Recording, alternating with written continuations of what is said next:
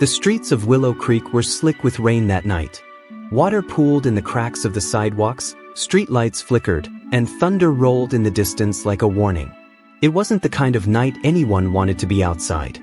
Clara, a young nurse in her late 20s, walked home with heavy steps. Her sneakers squished with every stride, her hair clung damply to her cheeks, and her blue scrubs were dotted with raindrops.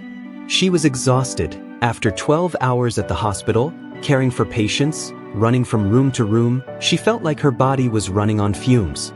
All she wanted was to collapse into bed. But as she turned onto Main Street, she slowed. On the steps of a closed hardware store, an elderly man sat hunched over. His shoulders were slumped, his thin jacket soaked through, his hands trembling as he tried to cover himself with a piece of torn cardboard. People passed him by quickly, glancing away as if he wasn't even there. Clara stopped walking. For a moment, she just stood there, the rain pattering against her umbrella. Her mind raced. You're tired. You have nothing left to give tonight. You still have bills waiting at home. Just keep walking. But her heart whispered something else. What if that was your father? Would you want people to ignore him? She sighed deeply, torn between the easy choice and the right choice. Her feet refused to move forward. Clara closed her umbrella, walked toward the man, and crouched beside him. His lips were blue from the cold, his hair plastered against his forehead. And that was the moment her life quietly shifted, though she had no idea how much. What would Clara do next? Would she walk away after a kind word, or would she risk giving more of herself than she could afford? The answer would set into motion a chain of events she never saw coming. Clara knelt down, her voice gentle. "Sir, you can't stay out here. You'll get sick." The man coughed weakly and shook his head. "I'll be all right. Don't trouble yourself, miss. Folks don't usually stop for me. You should just get home." But Clara couldn't just walk away. She held the umbrella over both of them and offered her hand. "Come on. Let's get you somewhere dry." It took effort to help him up. His legs shook beneath him, and he leaned on her as they walked. The diner at the corner glowed like a beacon, the smell of fried food drifting out each time the door opened. Clara pushed the door open and guided him inside. The chatter inside hushed for a moment. A few customers stared at the soaked, ragged man. The waitress looked hesitant, as though she was about to say something. But Clara offered a polite smile and said, "Just a booth for two, please." They sat down, and she slid the menu across to him. "Order whatever you'd like." His hands trembled as he lifted the menu, eyes darting nervously. Finally, he whispered, "Soup? And maybe a coffee if that's all right." Clara nodded. Soup and coffee it is. When the food arrived, the man ate slowly at first, almost as if he couldn't believe it was real. Then hunger took over, and he finished every last bite. His eyes watered. "No one's been this kind to me in years," he said softly. Clara reached into her wallet. She didn't have much, just a few crumpled bills left until her next paycheck. She slid them across the table. "It's not much, but maybe it can help." He shook his head. No, I can't take this from you." "Please," Clara said firmly. "I want you to have it." The man's name, she learned, was Mr. Turner. His grip was frail but firm when he took her hand. His eyes, though tired, carried a flicker of hope. "One day," he whispered, his voice cracking, "this kindness will come back to you. I promise." Clara smiled faintly. It was a nice thought, but she didn't believe it. In her experience, life didn't pay back kindness. Still, she was glad to have helped. Clara thought she had just done a small good deed.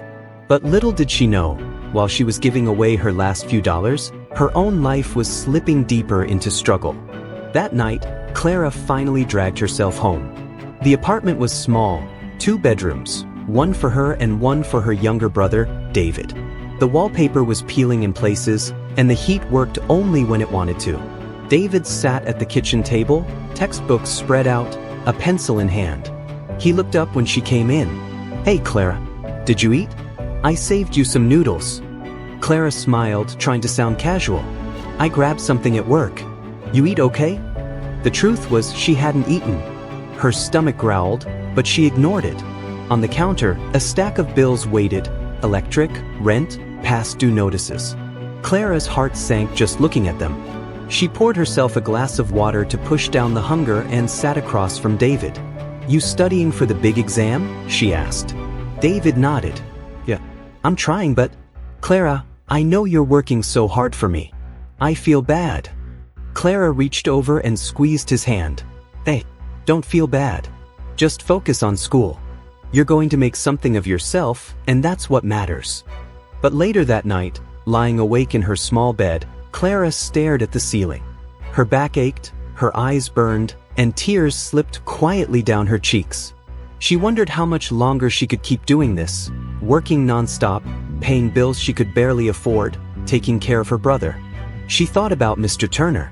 She didn't regret helping him, but she couldn't help asking herself, how can I keep giving to others when I barely have anything left for myself? Still, she pushed the thought aside. Tomorrow, she'd get up, go to work, and keep going. That was just who she was. But Clara's hardest night was yet to come. Because just when she thought she could handle her burdens, life threw her into a terrifying crisis, one that would leave her helpless and in desperate need. And the only person who could save her was the last person she ever expected. Months passed, and life didn't get much easier for Clara. She worked double shifts at the hospital, sometimes barely sleeping between them. David's tuition payments still loomed overhead, and the bills never seemed to stop piling up. Yet, somehow, she kept going, pushing through exhaustion with quiet determination. On one particular night, after a long and grueling shift, Clara finally clocked out well past midnight. The storm outside was relentless. Rain pounded against the hospital windows as she made her way to the parking lot. She slid into her old sedan, turned the key, and let out a weary sigh as the engine coughed to life. Driving down the empty country road, Clara fought to stay awake. The windshield wipers squeaked back and forth, struggling to clear the sheets of rain. Her eyes blinked heavily, her hands tightening on the steering wheel. Suddenly, her car hit a slick patch. The tires lost grip, spinning on the wet pavement. Clara's heart leapt into her throat as the car skidded across the road. She yanked the wheel, but it was too late. The sedan veered off the shoulder, slammed through the ditch, and came to a grinding halt against a tree. The impact jolted her body forward. Pain shot through her side, her forehead grazed the steering wheel, and for a moment, everything went blurry. She gasped, trying to catch her breath, but her chest ached with every inhale. Her phone, she realized, had flown to the floor. She reached for it with trembling fingers, only to see the dreaded black screen. The battery was dead. The rain hammered down on the crumpled car as panic clawed at her chest. She tried opening the door, but it jammed. The air was cold, seeping through the broken window, chilling her wet skin. Fear set in. She was injured, trapped, and alone on a dark road where hardly anyone passed at night. She whispered to herself, voice trembling, "Oh God, am I going to make it through the night?" Clara thought her story might end there, in that ditch, forgotten in the storm. But someone was about to appear from the darkness, someone she thought she would never see again. And what happened next would change everything. Minutes felt like hours as Clara sat shivering in the wreck. Every sound, the groan of the car, the steady rain, her own ragged breathing, seemed deafening in the silence of the night. She fought to stay awake, but her eyelids grew heavy. Then, through the blur of rain and tears, she saw movement. A shadowy figure approached, holding a flashlight. Clara's body tensed with fear. Out here, alone, she didn't know if this stranger would bring danger or help.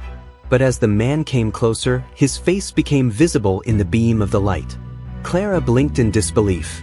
It was Mr. Turner, the very same homeless man she had helped months ago. But he looked different now. His clothes were clean, his face healthier, his posture straighter. He rushed to the car window, eyes wide with concern. "Clara?" Her lips parted in shock. "Mr. Turner?" Without hesitation, he yanked at the door, finally managing to pry it open. "Don't worry, I've got you. You're going to be okay." His hands were strong as he helped her out of the wreck. She winced in pain, leaning heavily on him. The flashlight shook in his trembling grip as he guided her toward the road. "I'll call for help," he said, pulling out an old flip phone from his pocket. His voice was steady, filled with urgency. "Hold on, Claire. Just hold on." He stayed by her side, holding her hand tightly as the minutes stretched. Finally, flashing red and blue lights pierced through the rain. The paramedics lifted Clara onto a stretcher, but Mr. Turner never let go of her hand until they insisted he step aside. For Clara, everything blurred again as they loaded her into the ambulance. But one thought clung to her mind.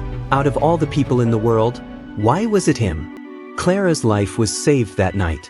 But the most powerful moment wasn't the rescue, it came afterward, when Mr. Turner revealed something that would leave her in tears. The next morning, Clara awoke in a hospital bed, her side bandaged, her head resting against a stiff pillow. The beeping of machines surrounded her, and the smell of antiseptic filled the room. She turned her head slowly and saw a familiar figure sitting in the chair beside her. It was Mr. Turner. His hands were folded, his eyes closed, as if he'd been sitting vigil all night. When he noticed her stirring, he sat forward. "Claire, I thank God you're awake."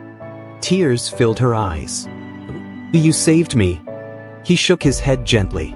"No, you saved me first." Confused, Clara furrowed her brow. Mr. Turner leaned closer, his voice soft but steady. "That night in the diner," he said, "you gave me more than food or money. You gave me dignity. You reminded me that I was still human. Because of you, I found the strength to get help. A farmer just outside town gave me a job. I've been working, cleaning myself up. You gave me back my life, Claire. Last night, I just gave back what you gave me." Clara's eyes brimmed with tears. The weight of his words sank deep into her chest. She remembered how small her act had seemed at the time. Just a meal, a few dollars, a kind word. Yet here he was, standing living proof that kindness could ripple farther than she ever imagined. "Thank you," she whispered, her voice breaking. Mr. Turner smiled faintly. "No, Claire. Thank you." But their story didn't end in that hospital room. What came next was even more beautiful. A friendship that would remind both of them and everyone around them that kindness always finds its way back. Clara healed in the weeks that followed. She returned home, where David wrapped her in a hug so tight it nearly brought her to tears. Mr. Turner visited often, bringing groceries from the farm where he worked. Slowly, he became like family. On a warm Sunday evening, Clara, David, and Mr. Turner sat together at the same diner where it all began. This time, laughter filled the air as they shared plates of food. The waitress smiled knowingly as she poured their coffee, as though she, too, understood the beauty of what had come full circle. David looked across the table curiously. "Clara, how did you two meet?"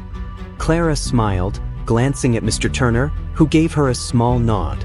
She placed her hand over her brother's and said, "It started with something small. I gave what little I had to help someone.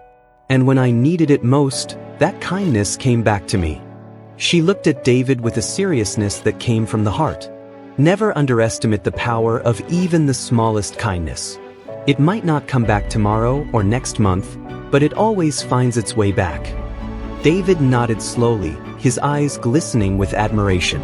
The camera of life pulled back from that diner scene. 3 people, once strangers, now a family bound by compassion. In a world that often felt cold, they were proof that kindness still mattered. And so, Clara learned what we all must remember. When we give, even when it costs us something, the universe has a way of giving back. Sometimes, it even saves our lives. Moral of this story: in life, even the smallest act of kindness can create ripples we don't see right away.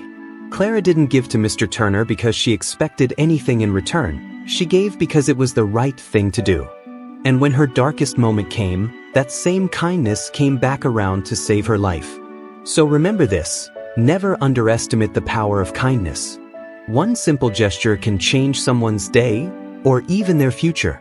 If this story touched your heart, let it be a reminder that what we put out into the world always finds its way back. Share this video with someone who might need hope today. And don't forget, subscribe for more inspiring stories that show how even in the hardest times, humanity, love, and kindness always shine through. And remember, we're not just telling stories, we're changing lives.